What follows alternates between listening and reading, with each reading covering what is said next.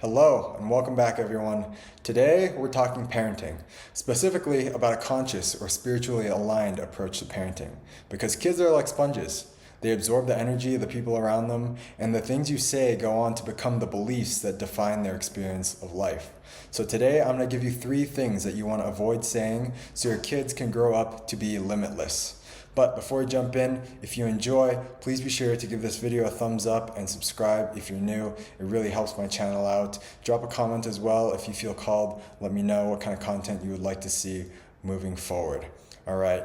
Now, you might be thinking, all right, you're 26. What do you know about parenting? But the way I come at this, the way I approach things is through the lens of my own experience. So much of my healing journey, my spiritual journey, has involved the process of deep inner work, emotional healing, diving into the subconscious to unravel some of the limiting programs that have been ingrained since early childhood. And as I peel back all of these layers, I become more and more aware of the things that happened to me, the things that were said to me, the moments in time when I first started to believe in fear, in lack, in my own unworthiness. And let me be clear, this is not to blame my parents or blame anybody else, because it's not about being a victim, right? There's no such thing as perfect parenting. We're human beings, and so it's supposed to be messy. And I think that anybody who does this inner work will say that they arrive at a place of genuine compassion for their own parents and for all parents, because we're all carrying around the weight of our own past and our own wounds. And so you realize that every parent out there is just doing the very best that they can. And you really start to take responsibility for yourself and have the strength to say that the decision to believe in all these negative stories was my choice and my choice alone. But as a parent, do understand that everything about your child's worldview is determined by you in their earliest days and years of life. It's our earliest experiences that really end up shaping our core beliefs that we carry around with us for the rest of our lives. Beliefs about ourselves and what we deserve, beliefs about the world around us and whether the world is for us or against us, which a lot of times goes on to determine what we believe about God, or in the absence of God sometimes. Because to that little child who is just coming into the world, you, as parents, you are God to them. They are completely reliant on you, and they look up to you for everything. And the way they interpret things around them is usually not really based on the objective event that actually happened. It's the meaning that they take away from that event. It could be something very trivial. For instance, maybe they drew a picture or made a Play-Doh mold or sculpture that they're so proud to show mom and dad. And so they run into the kitchen so excited, and mom and dad turn them away. They feel ignored. But what they don't know is that dad just lost his job, and now mom and dad can't pay the bills. But no little kid is going to think, right, well, mom and dad are under a lot of financial pressure lately. I can totally understand why they don't have time for me right now. To that little kid, they deserve to be the center of attention. They know that they're worthy of being the center of attention. And so now they have to rationalize as to why they're not getting that sort of love and attention. And when it comes down to it, there's really only 2 options in this case. There's either something wrong with mom and dad, or there's something wrong with me. And to a little kid who knows they are totally and completely dependent on mom and dad for their survival, it's actually safer to assume that there's something wrong with themselves than to assume that there's something wrong with their parents. Because if there's something wrong with mom and dad, then their entire survival is at risk. So what that child's brain does is it says, well, mom and dad are perfect. They're my idols. So the reason that I'm not being loved is because there's something wrong with me. I'm flawed. I'm bad. I'm defective. I am unworthy of receiving the love that I want. And that becomes that child's worldview, the lens through which they will go on to interpret every experience for the rest of their life. Because belief systems become reaffirming, self-fulfilling. The more we believe it, the more we attract it. And the more we perceive it, the more we believe it.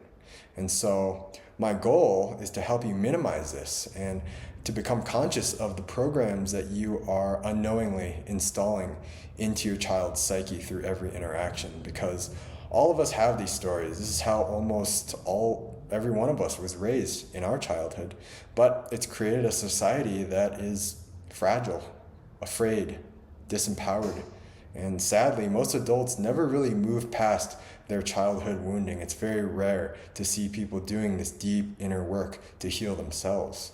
And this is something that I've realized, is that, wow, emotionally deep down at my core, I've never really moved past these childhood resentments. And as we get older, we develop these defense mechanisms, these coping strategies or addictions that help us soothe these deep wound patterns. But emotionally, we're kind of still little children playing the same immature games, just with big people money.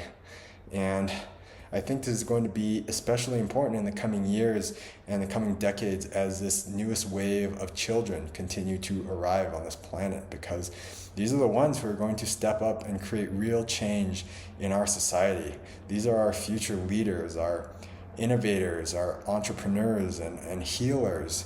And if you're a parent of one of these little ones, you'll know just how special these kids are. They know exactly who they've come here to be and what they've come here to do.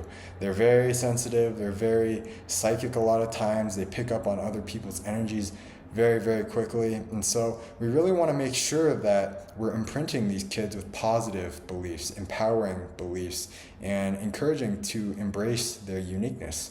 And yes, we do need to let them get roughed up a little bit, fall down, skin their knees, make mistakes, but above all, we want them to know that they are loved and supported unconditionally, and that this love is not dependent on earning it through their actions or their good behavior. So, the first thing we want to avoid saying to our kids, and this one I hear a lot out in public, I know this is something I heard when I was a kid as well, but it's, "What is wrong with you?" Now, here's why this one in particular is so dangerous, because the human mind responds to suggestion, not argument. In other words, a question is more powerful than a statement, because the human mind is wired to examine the world around us and then answer questions to orient itself in that world. So, for example, if I looked at you and I said, "You're dumb," you'd go, "Okay, and why should I believe what you have to say?" But if I were to look at you and say, "Have you always been this dumb?" That one cuts different, doesn't it? Suddenly your mind starts to go, It assumes that the statement is true. And so it sets out to answer the question. And it starts saying, "Well, I never was as smart as everyone else in school. My parents did always tell me I was kind of dumb." And so do you see the difference between the question and the statement? So when we ask a child, "What is wrong with you?" the child assumes that the first part of that question is true. They assume that there is definitely something wrong with them. And then the mind sets out to answer that question. So in the child's mind, they start to go, "Well, you're right. I guess I am kind of flawed. I guess I'm defective. I guess I'm not really lovable the way I am. I guess I'm not important." And so these become our core beliefs. We arrive at these conclusions and then we continue to affirm them and attract those situations throughout our life. So questions are very, very powerful. And if you're going to use questions, we can use them all the same to install more positive beliefs. "Wow, how did you become so smart?" "Wow, where did you learn to draw so good?" "Wow, has anyone told you how pretty you are?" Things of that nature. So that's number one, is what is wrong with you. Now, number two, the second one, is anything to do with lack or financial scarcity.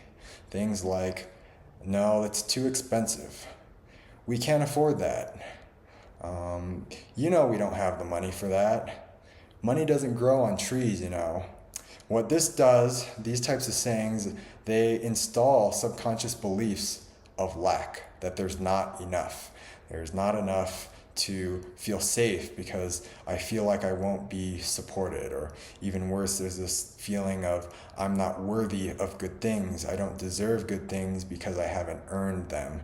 And so many of the richest people in the world today are driven by this belief that there's not enough. And no matter how much wealth they accumulate, you'll notice that they're never happy because it will never be enough to make them feel safe. No amount of external wealth can ever overcome this belief of internal lack. Another one I'll hear is parents will say things like, you know, kids, if it weren't for you, we'd be really rich. And even though it's said in kind of a joking manner usually, there's no really ill intent there, it does start to plant the seeds in a child's mind that, you know, if it weren't for me, mom and dad would be really happy. And it's my fault that mom and dad are unhappy and stressed all the time. Kids start to believe that they are a burden or an inconvenience to their parents and the people around them. And this is the very last thing we want, right? We want our kids to be eager to receive our love and support. And so that's number 2. Now, the last one is the saying that you have to or need to. And if you're like me, you probably say this all the time throughout your day. I have to do this. I need to do that. I have to go here or there.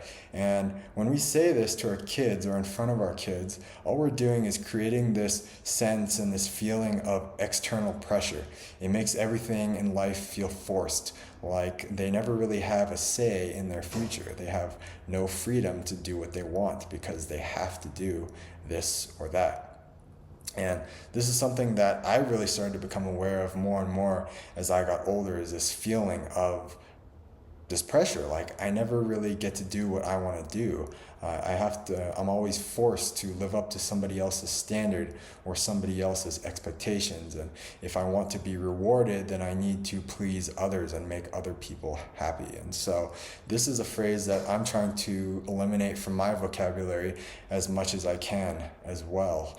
So often when it comes to my business in particular, I find myself saying that I have to do this, I need to get this done today. And that's not how it should be. It's supposed to be enjoyable, something that we're passionate about growing. And all it does is it leads to more stress. It makes things a chore rather than a privilege. And so instead of saying I have to or we need to, replace this phrase with get to. I get to go to work today. I get to grow my business today. I get to go to the grocery store. There is a big shift in terms of the energy that's behind these words, and you'll probably notice it when you start incorporating get to into your vocabulary a little bit more, and it will probably help you de-stress as a parent as well, you'll find. And so these are the 3 biggest ones that I see, the 3 biggest ones that I've experienced looking back in my life, and I think it's really important that we become conscious of these things. And I don't want you to worry and stress about being perfect. You will never be able to completely bail your child out from accumulating trauma and negative beliefs, and nor would we want to do this. I think we want to develop strong people, resilient character, and this requires being exposed to a certain degree of adversity. At the end of the day, these wounds and these limitations are part of what it is to be a human being. If we remembered who we are as pure love, pure light, it would really defeat the point of the game. There would be no game. You would be, if you can even look at systems like human design or gene keys or even astrology, and all these systems tell us that the particular wound patterns that we're going to experience in this particular lifetime, they're chosen by us and determined before we even incarnate. And so really there's no stopping certain things because everything about this human experience is choice. We've chosen to play this game, and our wounds ultimately become the key to unlocking our greatest gifts. Maybe you've experienced this in your life and stepping into your purpose. Our struggles and our difficulties really illuminate our path to freedom. They act as a catalyst for our soul's greatest growth and evolution, and they teach us to sympathize with others, have compassion on others, and really prepare us to be of service to the people around us. And so this is what it is to be human, to experience limitation, to encounter conditional love so that we can have the experience of learning unconditional love. And we can never experience the truth of who we really are if we didn't choose to temporarily forget. So wherever you are, whatever ways that maybe you feel people have hurt you, or whatever injustices you may have experienced in your life, just know that it's all perfect, that there's nothing to regret, because there's nothing that's truly lost through this process of forgetfulness. There's only gain, because it's just this temporary game that we have the privilege and honor of playing with each other. So it's really not about fixing ourselves completely. It's not about forcing every relationship to be perfect. It's not about making every wrong right. It's about understanding why we have chosen all of it and falling in love with our journey exactly the way it is. So if you're interested in one-on-one or family coaching and working through this process together with me to become a more conscious parent, to raise your children in a spiritually aligned way, I do have this available. I'll put the information in the description down below. Also, consider checking out my free guided meditation there as well to heal your inner child, because we carry our baggage, our emotional baggage and wounds into every relationship that we enter into. And so becoming a better parent, becoming a better child, a better friend, a better business partner is really about healing yourself and your own wounds and limitations. This is the point of relationships, is to reflect back to you your own limitations of love so that you could step into higher and higher degrees of self-realization. So that's it for today. Thanks so much for joining me. Have an amazing day, and I will see you guys next time.